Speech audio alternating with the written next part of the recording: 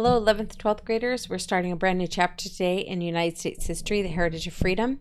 We're going to be talking about some philosophies that are going to lead the world into World War.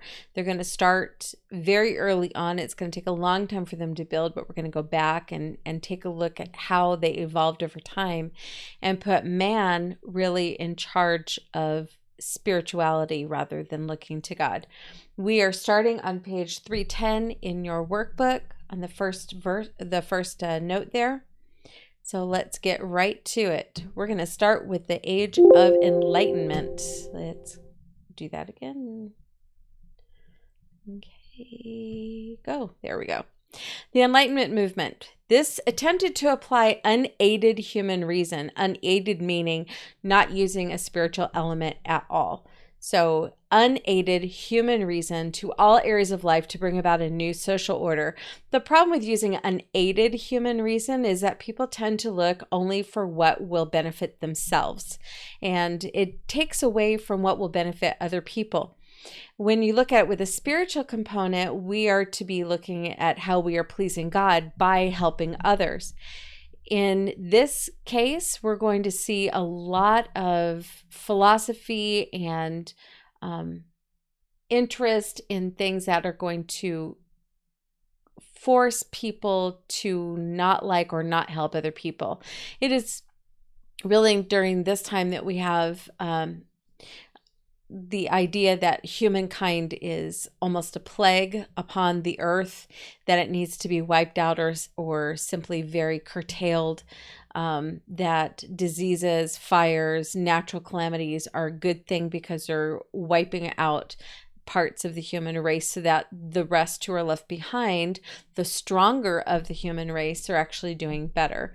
This kind of philosophy and this kind of mindset is actually going to lead to a lot of people being very cruel to one another. Okay, so let's talk about this movement again. It began in England during the 17th century. It gained momentum in France during the 18th century, and its ideas indirectly led to the world wars in Europe. And when you look at the French Revolution, it has so many similarities to the world wars, just in the philosophy alone, but also in man's inhumanity to man. It really sparked with the people of France. The people of France went out of their way. They became incredibly cruel to those that they considered to be not worthy of their time. They looked at the nobility and the royals and the upper class as being somehow evil, even if it wasn't everybody. They broadly painted everybody who was of an upper class situation as needed to be gotten rid of. And the result was they ended up bankrupting themselves they just wanted to get rid of that top tier of society and then spread the wealth among everybody else in society. And there wasn't enough to do that. The people who had worked for a very, very long time in the lower tiers of society looked at this as a time to stop working because now they could get what the wealthy people had. And as a result, the work stopped and people became incredibly poor. And that doesn't even take into account the absolute cruelty towards those that were put in prison and those who had their heads cut off, executions in the town squares, and people rejoicing in that kind of bloodshed. Okay, let's talk about rationalism. Again, rational sounds like it should be a good thing. Rationalism, however, when we talk about rationalism, is the idea that man's reason is the sole criterion for truth. Sometimes you will hear somebody who is a rationalist say, well, to speak my truth, or the way I see this truth, that's not truth, that's opinion. When you say I speak my truth, you're talking about your opinion, what you prefer. There's nothing wrong with having preferences and there's nothing wrong with having opinions, but you can't say that that is absolute truth. We look to God's word for absolute truth. Now, the Bible in 1 Corinthians 2:5 says that your faith should not stand on the wisdom of men, but in the power of God. So the wisdom of men says, I am trusting man's wisdom and man's thinking, and specifically one's own wisdom and one's own thinking. The wisdom of power and truth of God means you're trusting on God and his word. Okay. Empiricism. We hear this bandied about even today by people who are in the sciences, and they wear it as a badge of honor. If you've ever watched the TV show Bones, Bones quite clearly calls herself an empiricist. She only really believes in what she can experience.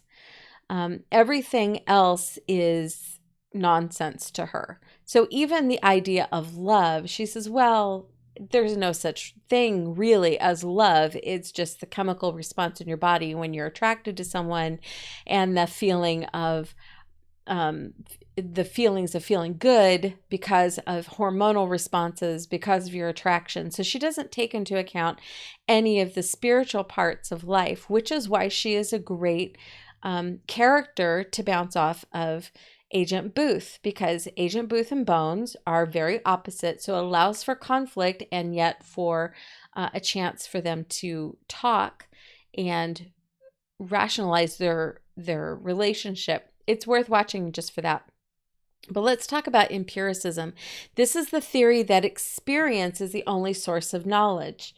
Now, I'm a literature nerd, and this is the opposite of what literature really focuses on. In literature, the very definition of literature is the ability to experience together. Okay? But we don't experience it by going out and doing the same thing that the author is writing about. We experience it through reading about what the author is talking about.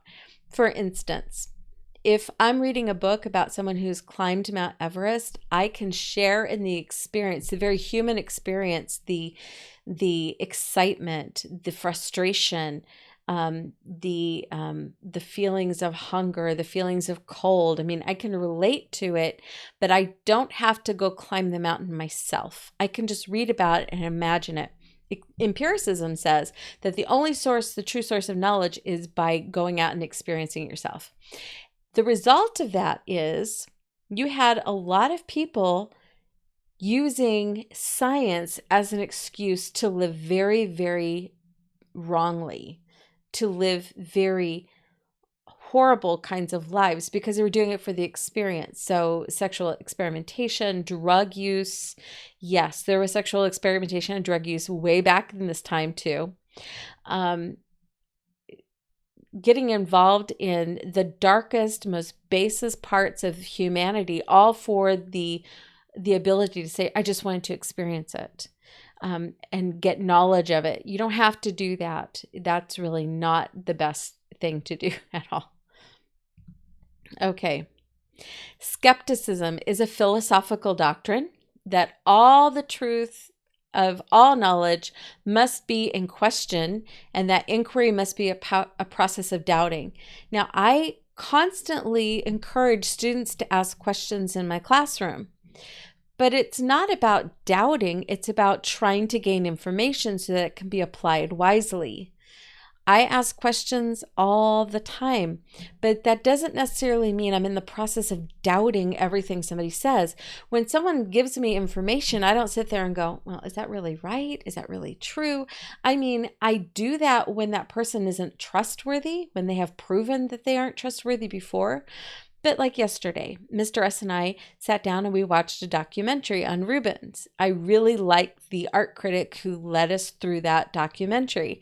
But I didn't sit there the whole time and go, well, I don't even know if I can trust this guy. Well, I don't know. What does he know? How does he even know what Rubens was thinking or talking about?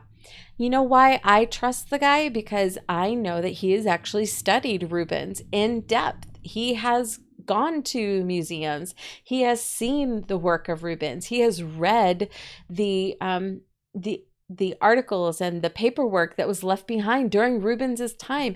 He knows his stuff, and I can learn from him. Now, I don't have to have a process of doubting just to learn. Skepticism, what it does is actually keeps you from learning because you're constantly questioning the motivation of those trying to teach you. I am not trying to brainwash you. I'm trying to give you some basic information so that you can continue to learn on your own. That is my whole goal. That has always been my goal with teaching, is to teach students how to learn on their own. Now, with this time that we have together, with this quarantine that's been going on, This is your opportunity to learn on your own. And I know I've said it before, and I'm just going to keep beating that into the ground until it finally clicks. You need to start teaching yourself. And it's not just because you are a junior or a senior in high school. It's because you're a human being and you constantly need to be seeking the truth, not your version of the truth, not your opinion, but you need to learn and you need to gain that knowledge so you can apply it wisely. And that means you have to seek it out for yourself. However, when you find a trusted source, you can put aside that process of doubting and learn from other people. What skepticism does is it keeps people from learning. And that was the whole point, because those who are pushing skepticism were not trustworthy. Now, I actually really like this graffiti. I'm not a graffiti fan, but the irony here of question everything and somebody saying why. It's a good question. Why do we have to question everything? We can find reliable sources and learn. Deism. This is a belief in an impersonal God who, after creating the world, left it to run by natural laws and left man to take care of himself using his intellect. Now, God did give us intellect. He gave us natural laws, but that doesn't mean he took his hands off of us and off of creation. He is still a personal God.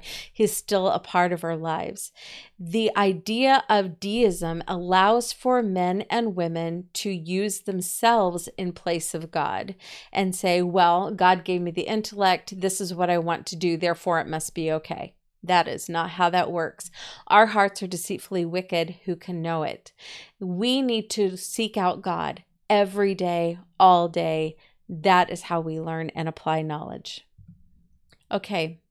Revolutionary nationalism. This is a people's desire to break loose from their established governments and rule themselves based on what they see as natural boundaries or of national origin. Now, in Europe at this time, people were coming out of feudalism, where they lived on a very small area of Europe that was run by a landlord, a prince or a duke or an earl. What ended up happening in the 1800s was people became more interested in who the prince, the duke, and the earl were all combined together into one nation, what that nation was all about. So instead of the Duke of York and the Duke of, I forgot the other one, Lancaster, or the Duke of Bedford, instead people started looking at themselves as English. They weren't just people from Bedford. They just weren't from York. They weren't just from Lancaster. They were from England itself. And everybody in their nation spoke the same language. They spoke English. Everybody was pretty much English descent. Some people had more Celt in them. Some people had more Norman in them. Some people had more Saxon in them, but they all saw themselves as English. So European nationalism was running across all of Europe at this time. You had people who were claiming, okay, now I'm French.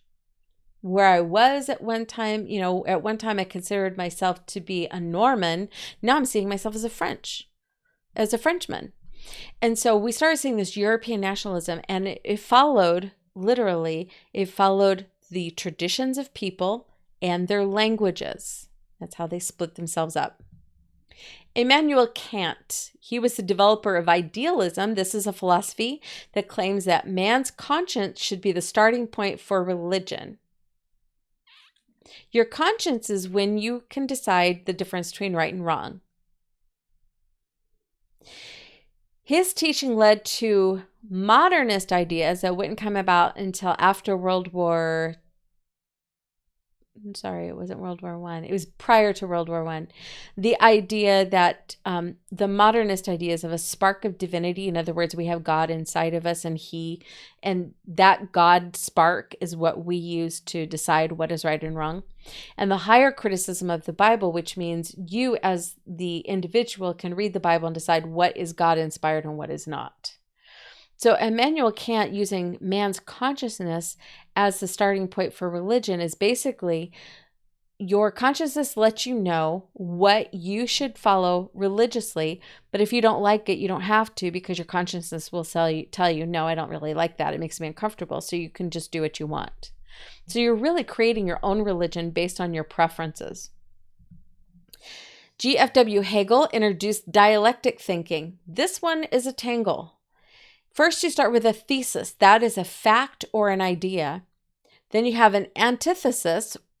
Antithesis is a contradictory fact.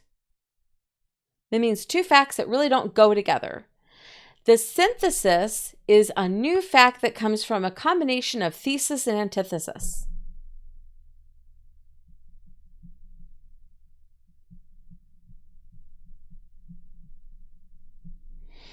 We have a spark of divinity that allows us to decide what is right and what is wrong. But if we read something that sounds like it's right, but we think it's wrong, we don't have to follow it. Hey, I got a new religion. It's very confusing. It's very strange. And it really doesn't make a lot of sense on its face. You'd have to do a lot of twists to try to make this work. Friedrich Schleiermacher. He was called the father of theological liberalism. He created a theology. Theology is a study of God. That he created a theology of feeling. So we are studying God now by feeling, teaching that one's feelings of dependence, not in his faith in God's word, is the important thing. So our feelings of dependence on God, just feeling good about God and feeling like he is taking care of us, that is much more important than actually studying the word of God, which is really how you would study God. That's, through his word. Modernism, also known as religious liberalism, denied the existence of heaven. It said, logically, we can't prove heaven. Nobody's ever gone and come back. Well, they have, but, nobody's going to say that they're agreeing with that, with Paul in the Bible. So they denied the existence of heaven, they denied the existence of hell, and then they denied the sin nature of man. So man's not a sinful creature. He's created in the image of God. There was a little thing that happened right at the beginning of the Bible in the Garden of Eden where mankind chose not to follow God, and the sin nature continued on through all the generations after this. But modernists said, no, that's not really what happened. They also denied the deity of Christ. That means they did not believe that Jesus Christ was God. They believe he was just a good man. He did some great teaching. He could help men evolve into perfect beings if they just followed his teaching, but he is not God. The Bible clearly states that Jesus is God. He was crucified because he claimed to be God. Now, I had a history teacher who said, nowhere in the Bible does Jesus say, I am God. Okay, but when people said, are you God? He said, you said it. That would be no different than me opening the door of my history classroom, and saying to my teacher, are you Mr. So-and-so? And him saying, yes, I am. Well, are you? Yes. But he didn't say his name. He didn't say, I'm Mr. So-and-so. That's the kind of logic we're up against here. Jesus clearly said, you said it. Are you God? Are you the Son of God? You said it. And he got punched in the face for saying that. So obviously the people he was talking to believed he said he was God. Now, this graphic, really, really, really important to see the descent of modernism. We start with biblical Christianity, but if you take away the Bible from Christianity and you don't believe that the Bible is infallible, that means without mistake, then you can say that, well, man's not made in God's image. That allows for evolution to be coming in. That there are no miracles because that is scientifically not provable, and that can't be a virgin birth. I mean, no such thing as a virgin giving birth. There's no deity, no God, no atonement, no forgiveness for sins, no resurrection, no afterlife. And then you end up with agnosticism. Agnosticism simply means I don't know. So people who say that they're agnostic, they'll say, well, I believe there's a God, but I don't believe it's the God of the Bible. The truth is, I just don't know. That's a sad place to be, to purposely be in a place where you don't know. And from agnosticism, you end up with people completely turning away from the truth of God's word and into atheism, which means no God. Theism. Theism meaning God, no God. Okay. Charles Darwin. His father was a scientist, and I believe he was a pastor as well. Charles Darwin went to school specifically to train to go into the ministry, not because he was called into the ministry, not because he was a Bible-believing Christian, but because it was a really good, decent paying job for the time. And you could hobnob among people who were high quality. So a person who owned a piece of land and who owned a town on that piece of land would often hire a minister, and that minister would get their house, they would get a paycheck every year, and they would be given, that little piece of property around the house where they could, grow food or whatever. They were also given gifts, often by their parishioners, and their whole job was to marry, to bury, to visit the sick, and to preach sermons once a week, one time a week. That was it. That was your whole job. You made a pretty good living doing that. So Charles Darwin's dad sent him off to Oxford College to go and learn to become a minister. But Charles Darwin really didn't like learning to become a minister. He had no time for theology. His number one thing was football, soccer. He wanted to play. He wanted to go out and play ball. Now, this was before the time of professional athletes. This was just play. That's it. But that's what he spent almost all of his time on. And his father got really frustrated with him, and Charles Darwin was failing out of certain courses like mathematics. Okay. When he personally said himself that algebra totally stumped him. He had no clue what was going on with basic algebra. And it got to the point where his dad's like, you're going to have to get a job somewhere, dude. And Charles Darwin did find a subject that really appealed to him, and it was naturalism. Naturalism is kind of like science, but without the mathematical component. It is really just categorizing and studying different aspects of nature. So leaves, animals, plants, people, just categorizing them based on their characteristics. So he proposed, along with a man who had proposed this around the same time, the two of them actually proposed this together, that all life on Earth, including man, had evolved by means of a natural process. So they evolved from something else.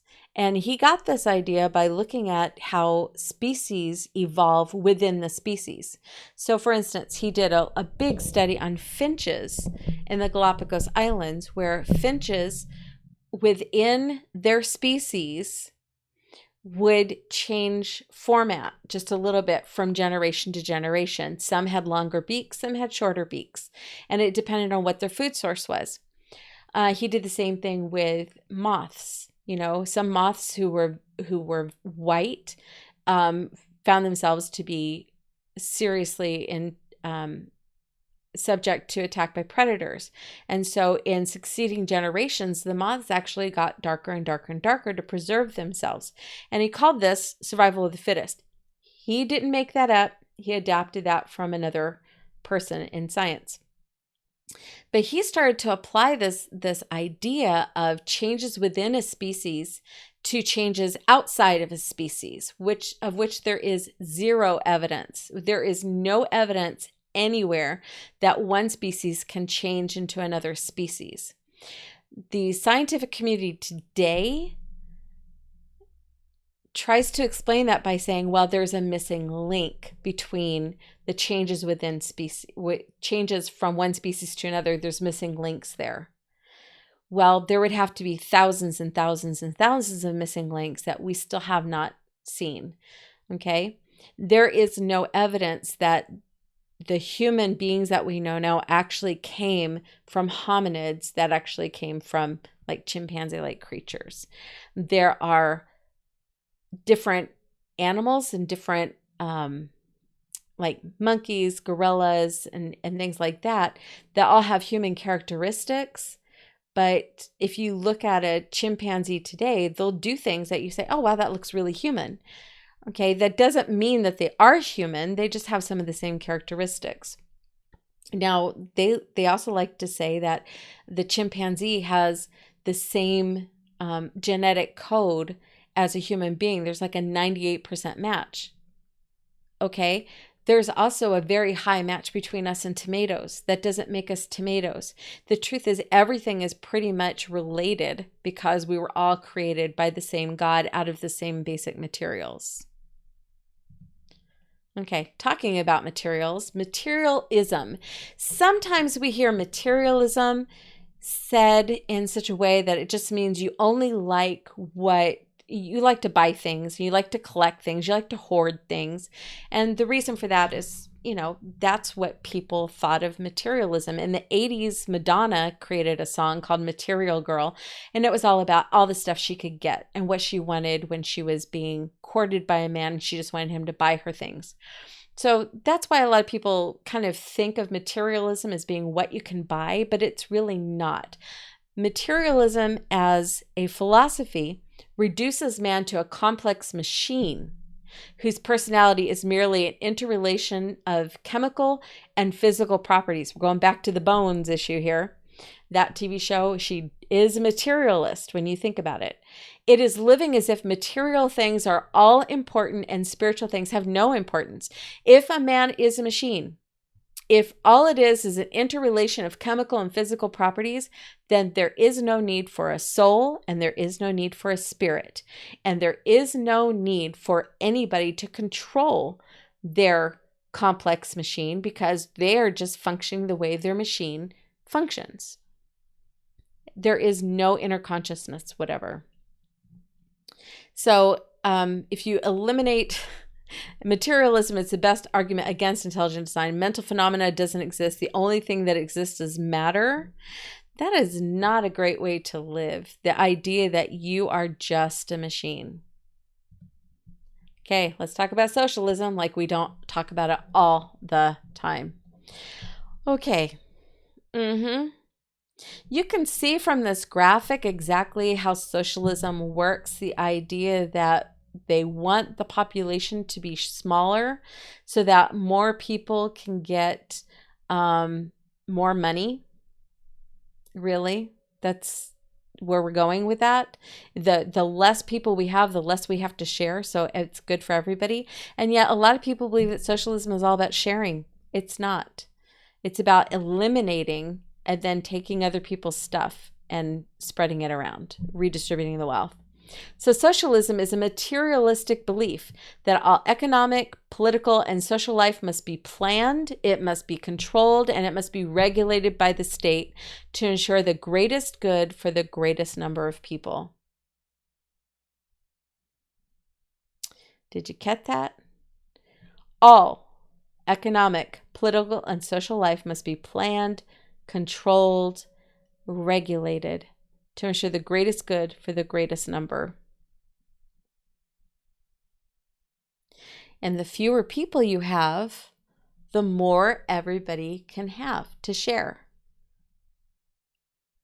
So how do you get rid of a portion of your population? Well, you can start by getting rid of all the new people. Those would be the unborn. So abortion is a big part of socialist thinking.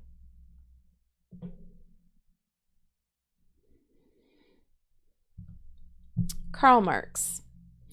This is the man most responsible for the rise of modern socialism. He is also known as the father of communism.